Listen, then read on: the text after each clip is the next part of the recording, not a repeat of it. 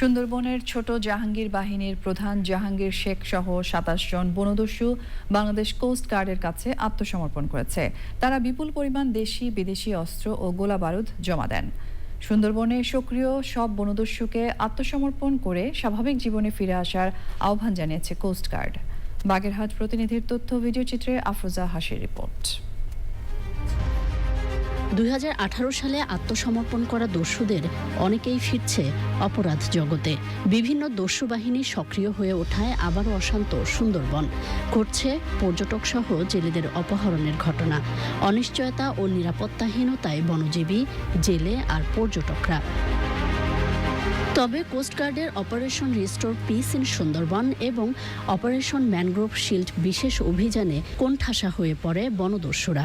আত্মসমর্পণে বাধ্য হয় জাহাঙ্গীর বাহিনীর ২৭ সদস্য। ছোট জাহাঙ্গীর বাহিনীর প্রধান জাহাঙ্গীর শেখ সহ সর্বমোট ২৭ জন সক্রিয় ডাকাত সদস্য কোস্টগার্ডের নিকট আত্মসমর্পণ করে।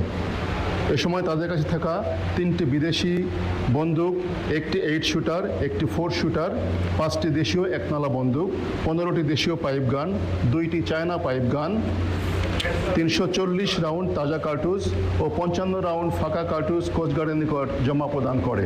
দস্যু দমনে কঠোর নজরদারি, গোয়েন্দা তৎপরতা এবং নিয়মিত অভিযান অব্যাহত রাখবে কোস্টগার্ড। আত্মসমর্পণকারীদের ঊর্ধ্বতন কর্তৃপক্ষের মাধ্যমে পুনর্বাসনের সুযোগ দেওয়া হবে। অন্যদিকে যারা অপরাধমূলক কর্মকাণ্ড অব্যাহত রাখবে তাদের বিরুদ্ধে সরকারের জিরো টলারেন্স নীতির আলোকে কঠোর আইনানুগ ব্যবস্থা গ্রহণ করা হবে। পর্যটন, জীববৈচিত্র্য, জেলে, বনজীবী সহ উপকূলীয় অঞ্চলের নিরাপত্তা নিশ্চিতে অপরাধীদের মদতদাতা ও পৃষ্ঠপোষকদের বিরুদ্ধে ব্যবস্থা নেওয়ার তাগিদ বিশ্লেষকদের। আফরোজা হাসি, প্রকৃতি ও জীবন ডেস্ক, চ্যানেল আই।